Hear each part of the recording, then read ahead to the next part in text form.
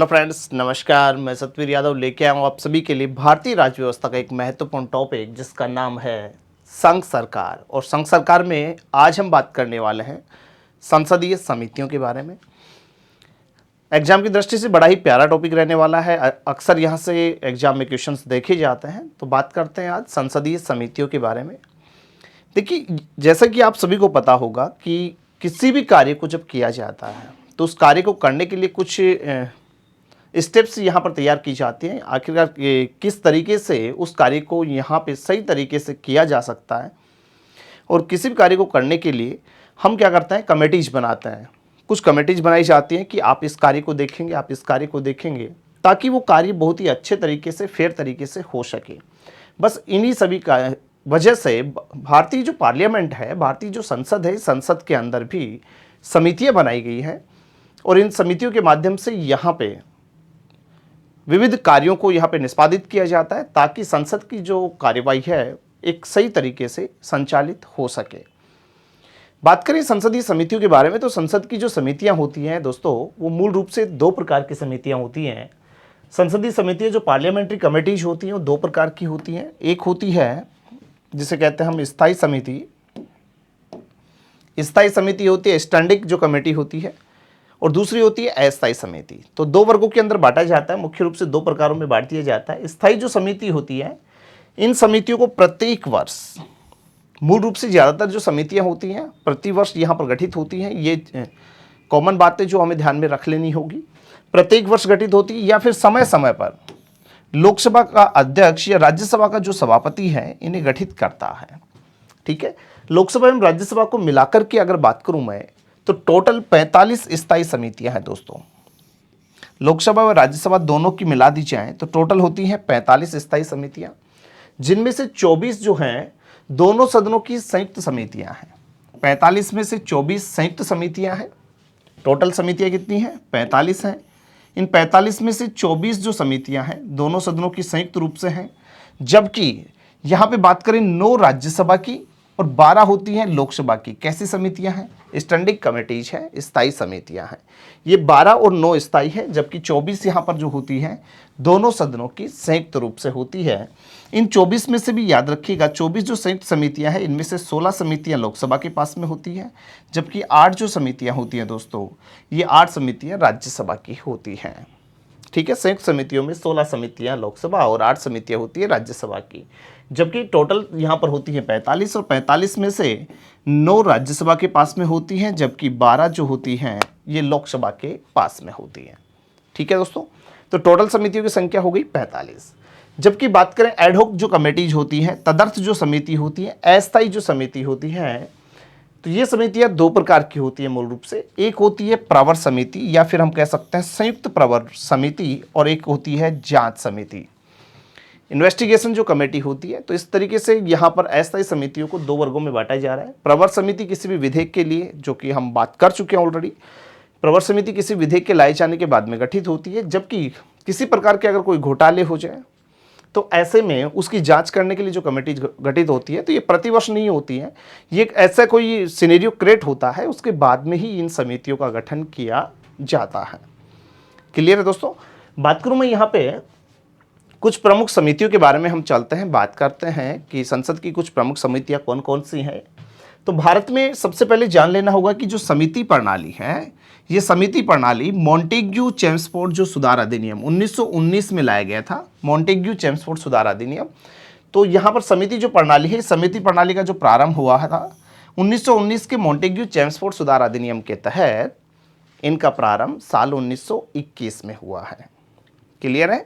तो 1921 में ये गठित हो रही है, और सबसे पहली जो कमेटी गठित हुई थी उस कमेटी का नाम है लोक लेखा समिति, अर्थात पब्लिक अकाउंट्स कमेटी की बात कर रहा है। पीएसी के नाम से इसको जाना जाता है,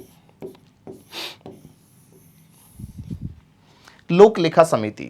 बात करें लोक लेखा समिति की, तो ये संसद की सबसे पुरानी वित्तीय समिति है। फाइनेंस कमेटी है, पुरानी वित्तीय समिति है। ये संसद की सबसे पुरानी अगर समिति अगर आपसे पूछे तो हम वहाँ पे आंसर करेंगे लोक लेखा समिति, जिसका गठन 1921 में हुआ है। 1921 में सेम मॉन्टेग्यू चेम्सफोर्ड सुधार अधिनियम के तहत 1919 में जो लाया गया था उसी के परिणाम स्वरूप 1921 में इसका गठन हुआ है और यहीं से माना जाता है समिति प्रणाली की शुरुआत। जो कमेटी प्रोसेस है वो 1919 मॉन्टेग्यू चैम्सफोर्ड सुधार अधिनियम पीएसी के गठन से ही मानी जाती है।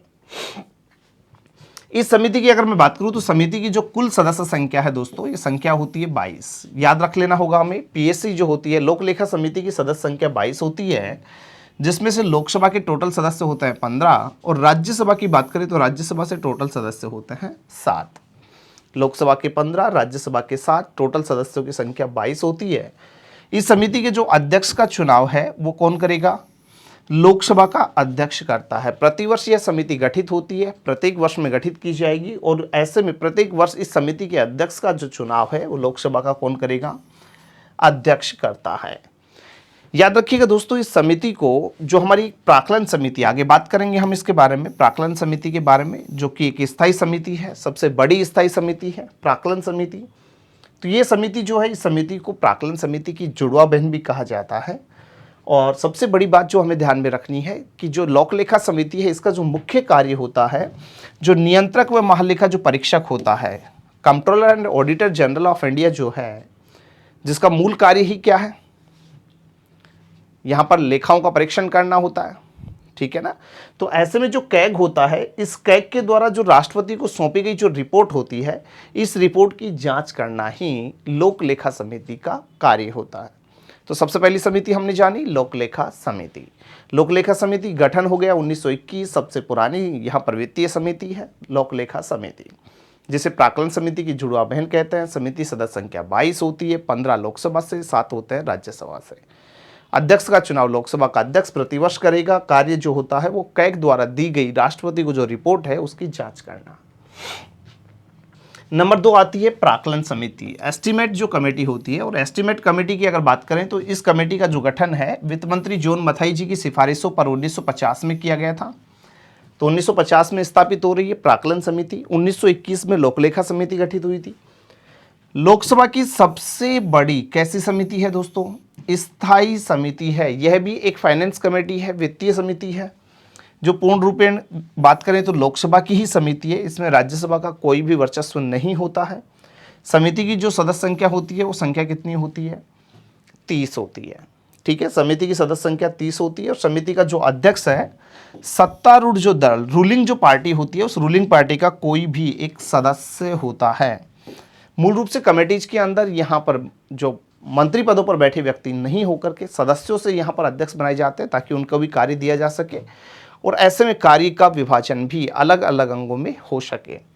तो यहाँ पर सत्तारूढ़ दल का कोई भी सदस्य होता है। समिति का जो कार्य होता है, जो लोक व्यय है, जो खर्चे किए जा रहे हैं उनमें जो मितव्ययता है, गलत तरीके से जो पैसा खर्च किया गया है, उनकी जांच करना ही इसका कार्य होता है। कैग द्वारा दी गई रिपोर्ट की जांच करना किसका काम है? लोकलेखा समिति का। जबकि लोक व्यय में मितव्ययता की जांच करने का काम किसका है? प्राक्कलन समिति, एस्टीमेट कमेटी का होता है। ओके, नेक्स्ट बात करें सरकारी उपक्रम समिति। सरकारी जो उपक्रम समिति है, समिति का गठन 1964 में किया गया था दोस्तों। और इस समिति के अंदर कुल जो सदस्य संख्या होती है वो 22 होती है, जिसमें लोकसभा के 15 होते हैं, राज्यसभा से टोटल सदस्यों की संख्या 7 होती है। कुल सदस्य संख्या 22 है, लोकसभा से 15 होते हैं, राज्यसभा से 7 सदस्य होते हैं। और ये जो समिति है लोकसभा अध्यक्ष के द्वारा कोई भी निर्देशित जो कार्य हैं, लोकसभा अध्यक्ष द्वारा निर्देशित कार्यों का क्या करती है? निपटारा करती है। लोकसभा अध्यक्ष द्वारा दिए गए कार्यों का निपटारा करना ही किसका मूल कार्य है? सरकारी उपक्रम समिति। 1964 में गठित समिति, सदस्य संख्या है 22, प्रतिवर्ष गठित हो रही है, कार्यकाल 1 वर्ष का ही होगा। नेक्स्ट बात करें संयुक्त संसदीय समिति। नंबर 4 पे आती है संयुक्त संसदीय समिति। इस समिति की बात करें दोस्तों तो समिति का जो गठन है ये किसके स्तर पे होगा? सरकार के स्तर पर होता है, किसी भी घोटाले की जांच करने के लिए। संयुक्त संसदीय समिति का गठन जो होगा, जॉइंट जो मतलब है कि यहाँ पर पब्लिक जो पार्लियामेंट जो कमेटी गठित होती है, जेपीसी का जो गठन होता है, जॉइंट पार्लियामेंट जो कमेटी होती है, इसका मूल कार्य होता है कोई भी घोटाला हो रहा है सरकार के स्तर पर, यदि कोई घोटाला हुआ है तो उसकी जांच करने के लिए इसका गठन होता है। समिति का जो अध्यक्ष है ये सत्ता पक्ष या विपक्ष, ध्यान दीजिएगा, सत्ता पक्ष भी हो सकता है और विपक्ष भी हो सकता है, दोनों से हो सकता है। सत्ता पक्ष या विपक्ष दोनों से बन सकता है। सामान्यतः इसकी जो सदस्य संख्या होती है वो कितनी होती है, 30। लेकिन दोनों सदनों की अगर साथ में गठित हो रही है तो संख्या कितनी होती है, 45 होती है। मंत्री भी इस समिति के सदस्य बन सकते हैं, ये भी ध्यान में रख लेना। और अब तक अगर मैं बात करूं तो टोटल 6 बार जेपीसी का गठन किया जा चुका है, 6 बार ये गठित हो चुकी है। अंतिम बार जो गठित हुई थी वो 2G स्पेक्ट्रम घोटाले की जांच करने के लिए गठित हुई थी। मिस्टर पीसी चाको साहब की अध्यक्षता में 2011 में 6ठी संयुक्त संसदीय समिति यहाँ पर गठित की गई थी। क्लियर है दोस्तों। नेक्स्ट बात करते हैं, अगली जो समिति आती है वो आती है याचिका समिति। इन्वेस्टिगेशन कमेटीज के अंदर सबसे पहले बात कर रहे हैं याचिका समिति आती है। ये एक जांच कमेटी है, याचिका समिति पिटीशन कमेटी है। प्रत्येक सदन की एक याचिका समिति होती है। मतलब सीधा सीधा इस लाइन से भावार्थ समझ में आ रहा होगा कि यहाँ पर संसद के सदन होते हैं 2, तो 2 सदन जो होते हैं तो यहाँ पर बोला जा रहा है कि प्रत्येक सदन की एक याचिका समिति होती है।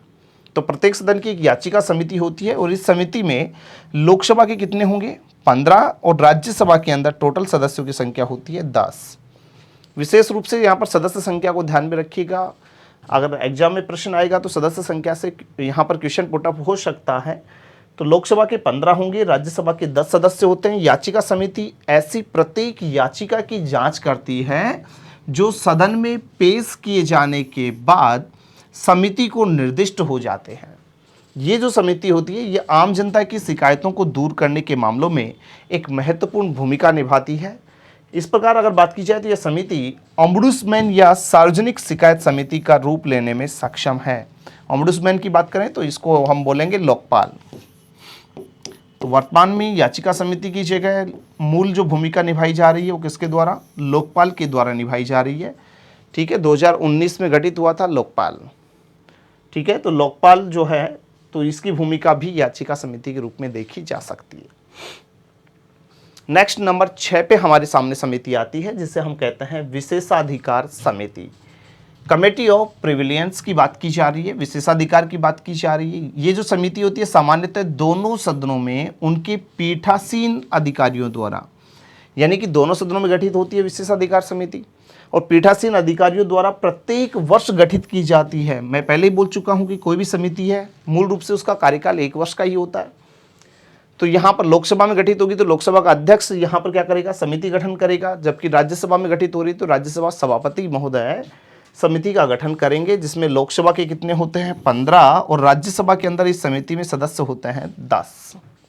ठीक है, याचिका समिति में भी सेम यही प्रोसेस था, विशेषाधिकार में भी वही 15 और 10 का रेशियो होता है।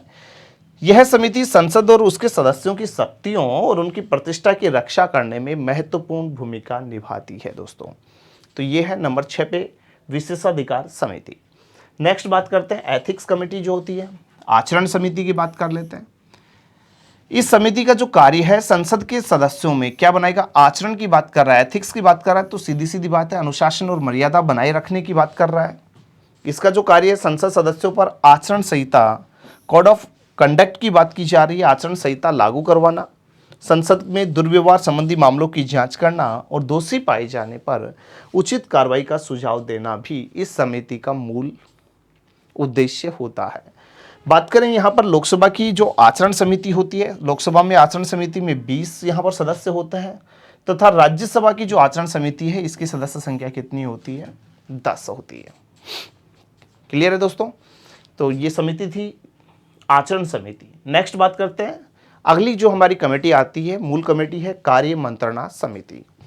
बिजनेस एडवाइजरी कमेटी की बात कर रहा है, कार्य मंत्रणा समिति की बात कर रहा है। कार्य मंत्रणा समिति प्रत्येक सदन में गठित होती है, लोकसभा में भी होगी मतलब राज्यसभा में गठित होती है, प्रत्येक सदन में गठित होती है। लोकसभा में अध्यक्ष सहित इस समिति के अंदर टोटल सदस्य संख्या कितनी है, 15 होती है। लोकसभा का अध्यक्ष इस समिति का पदेन सभापति होता है। बड़ा ही प्यारा प्रश्न बन सकता है, कार्य मंत्रणा समिति का अध्यक्ष कौन होता है, तो लोकसभा का जो अध्यक्ष है वही कार्य मंत्रणा समिति का क्या होगा, अध्यक्ष होता है। जबकि राज्यसभा में उप सभापति सहित इसके अंदर कितने टोटल होते हैं, 11 सदस्य, और राज्यसभा का जो सभापति होता है इस समिति का क्या होगा, पदेन सभापति।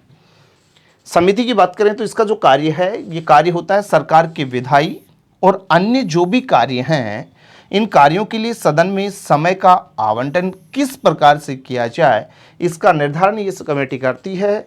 समिति तब तक कार्य करती है जब तक इसका पुनर्गठन नहीं होता, यानी कि दोबारा से जब तक गठित नहीं होती है तब तक ये समिति लगातार कार्य करती रहती है दोस्तों। क्लियर है। नेक्स्ट बात करें, अगली जो हमारी कमेटी आती है नियम समिति, कमेटी ऑन रूल्स। नियम समिति की बात कर लेते हैं। लोकसभा में अध्यक्ष सहित नियम समिति के अंदर टोटल सदस्य संख्या 15 यहाँ पे होती है। लोकसभा का अध्यक्ष ही समिति का क्या होता है, सदस्य। कार्य मंत्रणा समिति का अध्यक्ष भी लोकसभा का अध्यक्ष है, जबकि नियम समिति जो होती है उसका अध्यक्ष भी लोकसभा का अध्यक्ष ही होता है। राज्यसभा में सभापति और उपसभापति सहित इस समिति में टोटल सदस्य संख्या 16 होती है। राज्यसभा का सभापति, उधर बात करें तो ठीक कार्य मंत्रणा समिति की तरह ही राज्यसभा का सभापति समिति का अध्यक्ष होता है। नियम समिति का मूल जो कार्य है, सदन में जो नियमों का निर्माण करना, जिससे सदन का संचालन प्रभावी रूप से किया जा सके। इसलिए जो नियम समिति है, रूल्स जो कमेटी है, इसकी अनुशंसा के आधार पर ही विभागीय समितियों की क्या की जाती है, स्थापना की जाती है। क्लियर है। तो ये नंबर 9 पे हमारे सामने थी नियम समिति।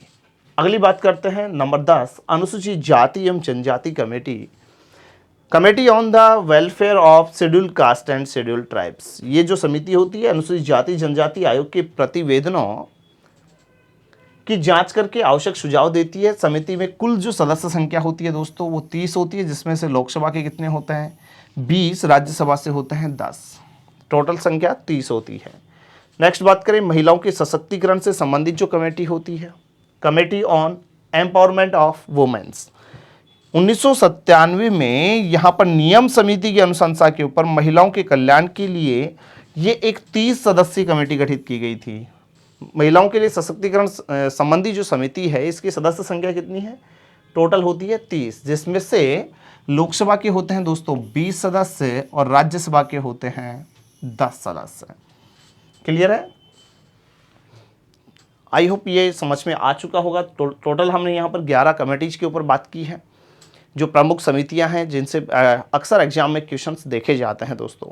तो आज की क्लास में हमने बात की है संसदीय समितियों के बारे में, जिसमें सबसे पहली जो कमेटी है उसके बारे में जाना हमने, लोक लेखा समिति के बारे में। और लोक लेखा समिति जिसका गठन हुआ था कब, 1921 में गठन हो रहा है, सबसे पुरानी समिति है। प्राक्कलन समिति सबसे बड़ी, यहाँ पर लोकसभा की सबसे बड़ी स्थायी कमेटी है। सरकारी उपक्रम समिति 1964 में स्थापित हो रही है। जेपीसी का गठन यहाँ पर सरकार के स्तर पर अलग अलग जो घोटाले हैं उनकी जांच के लिए किया जाता है। याचिका जो समिति है, प्रत्येक सदन की याचिका समिति होती है। वहीं बात करें हम विशेषाधिकार जो समिति होती है, पीठासीन अधिकारियों द्वारा प्रत्येक वर्ष ये गठित की जाती है। आचरण समिति अनुशासन मर्यादा बनाने के लिए गठित होगी। वहीं कार्य मंत्रणा जो समिति होती है, कार्य मंत्रणा समिति, जहां पर कार्य मंत्रणा और साथ में हमें ध्यान में रखना है नियम समिति, सेम स्ट्रक्चर है, कुछ भी अलग नहीं है। अध्यक्ष कौन होंगे वो आपको बता दिया गया है। Schedule caste and schedule tribes जो कमेटी होती है उसकी बात कर रहे हैं हम यहाँ पर, तो संख्या इसकी भी 30 होती है। और अंतिम जो आती है महिलाओं के सशक्तिकरण से संबंधित जो समिति है, 1997 में इसका गठन हुआ था। नियम समिति की सिफारिशों पर संख्या होती है 30। क्लियर है दोस्तों। तो आज की क्लास में हमने बात की है प्रमुख संसदीय समितियों के ऊपर। फिर से मुलाकात करेंगे एक नेक्स्ट वीडियो में कुछ नई बातों के साथ में। तब तक के लिए नमस्कार।